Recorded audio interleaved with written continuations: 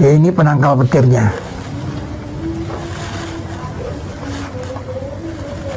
Maka itu kapal Nabi Nuh itu dibuat berdasarkan wahyu dan mata kami. Jadi wahyu itu membimbing bahwa kapal Nabi Nuh itu juga harus pakai penangkal petir. Bayangkan pada waktu itu terjadi badai, orang harus menjawab, bagaimana kalau petir itu menyambar kapal Nabi Nuh? Berapa banyak hewan yang akan mati? Nah, dengan bimbingan wahyu, penangkal petir itu diceritakan lewat bumi bergambar. Billahi taufik wa hidayah. Wassalamualaikum warahmatullahi wabarakatuh. Demikian moderator. Wassalamualaikum warahmatullahi wabarakatuh. Alhamdulillah Buya, terima kasih. Begitu menarik dengan visual yang menarik, sehingga kita makin bertambah mengerti apa yang Buya sampaikan malam hari ini, Buya. Terima kasih Buya, menarik Buya. Perpaduan dengan Mbak Salim tadi. Oke, baik. Nah, bumi kita itu bercerita. Bumi kita itu bercerita. Sebelum saya masuk ke sana, saya ingin melihatkan kepada Anda bahasa logik. Ini. Seberapa besar batu ini? Jawabnya tidak tahu. Kemudian, seberapa besar bola kapuk ini? Sebesar bola kaki, sekepal, sebesar roda traktor. Jawabnya juga tidak tahu. Mengapa tidak tahu? Kalau saya besarkan, Anda tahu nggak kenapa Anda tidak tahu berapa besarnya? Dengan adanya pembanding ini baru kita tahu. Karena apa? Karena orang ini standar besarnya. Jadi dua gambar inilah yang, gambar orang inilah yang menyebabkan kita tahu berapa besarnya ini. Jadi ini, kalau saya buka batu yang satu ini, baru ada tahu berapa besar batu ini. Orangnya segitu. Nah, sekarang saya tanya kepada Anda, ini kan Nusantara. Kalau saya balik Nusantara ini kan gambar kepala bebek. Kalau saya tanya, berapa besar kepala bebek ini? Jawabnya tidak tahu. Bagaimana bumi bergambar itu membuat, ya,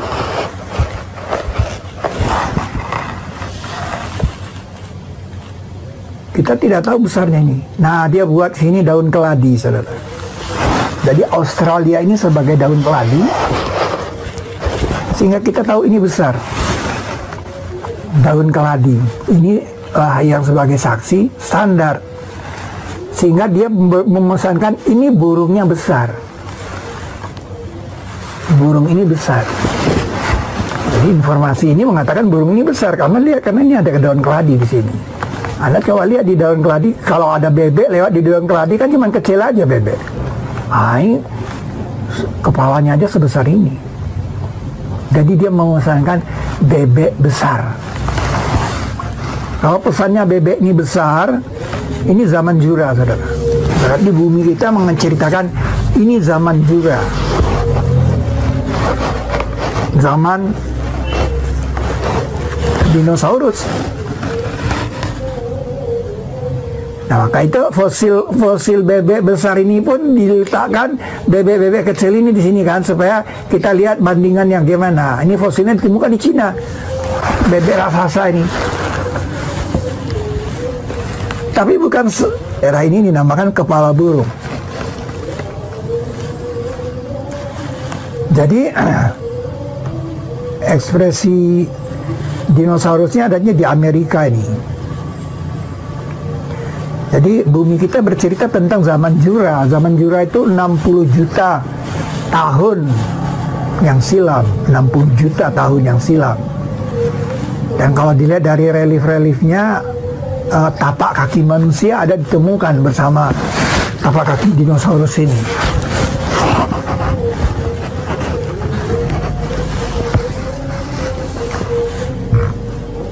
Tapi yang penting itu kalau bebek ini kan bebek air. Nah, dia memesankan ada air di sini. Walau bebek ini raksasa dibandingkan dengan daun keladi ini, ada air seperti gambar ini. Nah, ini laut pesannya. Ini saya dikasih judul lukisan ini, panjangnya 150 cm, lebarnya 95 cm ini. Nenek moyangku orang pelaut. Nah, jadi seperti Mbah Salim tadi mengatakan, nenek moyangku orang pelaut ini karang bolongnya, itu ada gambarnya di bumi. Nenek moyang kita itu sudah biasa dengan laut. Nah, yang menarik itu kalau saya mundur ke belakang, dia juga cerita tentang laut. Ada dua orang, yang satu bawa ikan, Pulau Sumatera jadi ikan. Nah, ini cerita yang ada dalam Al-Quran tentang pertemuan dua laut. Orang ini mengatakan kepada pemudanya, ini dia. Dan ketika berkata Musa kepada pemudanya, tidak aku berhenti hingga aku sampai di tempat berkumpul dua laut, Bahrain. Jadi dia cerita laut ini. Dan ini burung camarnya. Nah, yang menarik itu ini, saya menemukan model kapal Nabi Nuh itu di Australia. Tapi ada sisa kayunya di sini untuk menjadi pembanding seberapa besar kapal Nabi Nuh itu. Sisa kayunya, Selandia Baru. Nah, bagaimana itu? Ini seperti ini kira-kira nih. Jadi dia dibuat.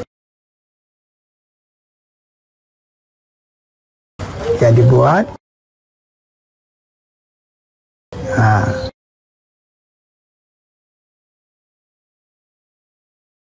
dari kayu jati.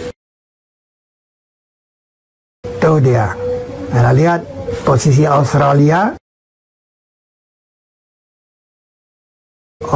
sebagai kapal.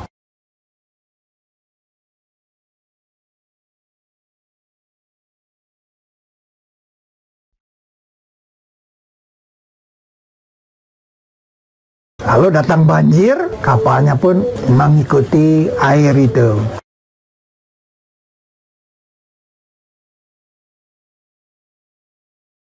Sisa kayunya, bahasa logiknya dia mengasih tahu berapa besar. Nah, yang tak kalah hebatnya, Nusantara itu memang sebenarnya gambar kapal. Dan lautan Hindia itu gambar ombak seperti gunung, dan belahannya di India. Jadi ada dua ombak di sini. Dan kapal Nuh ini melewati ini. Ada ayatnya yang bilang dia mengalir dengan mereka di dalam gelombang seperti gunung.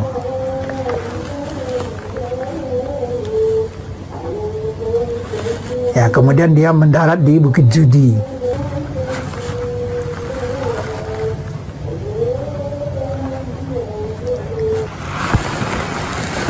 Jadi alat peraganya itu di bumi ada. Di kisah Nuh ini, bumi bercerita. Jadi kenapa sampai kita seperti itu?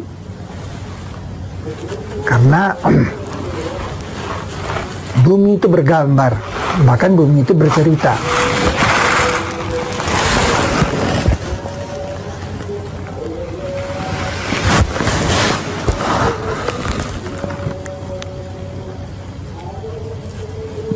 Dua 3, 20, 22.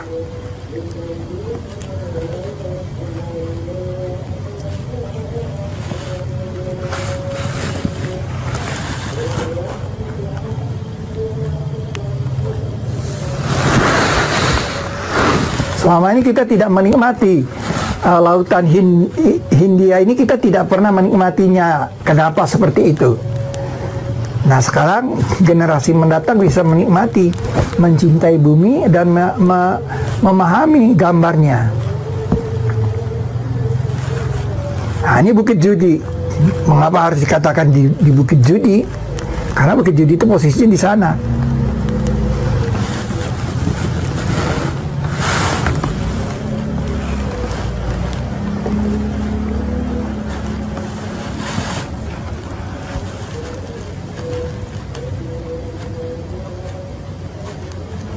Dan kapal Nuh mendarat atas bukit Judi.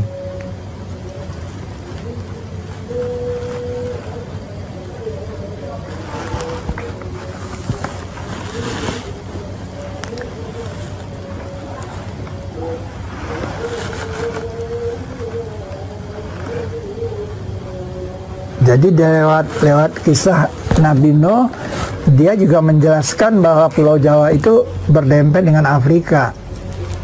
Maka itu kita menemukan desa Mesir di Wonogiri, 2 gunung Mesir di Bengkulu, 2 nama ya disebut gunung Mesir di Bengkulu. Bukan 1, 2. 2 nama lagi, Mesir Ilir dan Mesir Udik di Lampung. Mesir Kale di Indramayu. Kebudayaan Jawa di Pulau Kreta.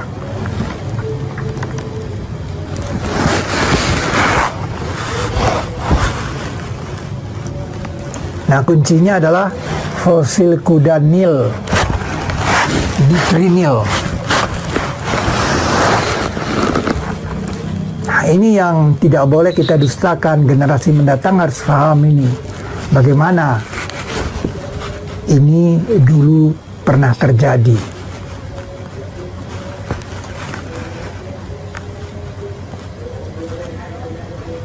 Kapal Nuh di Bukit Judi.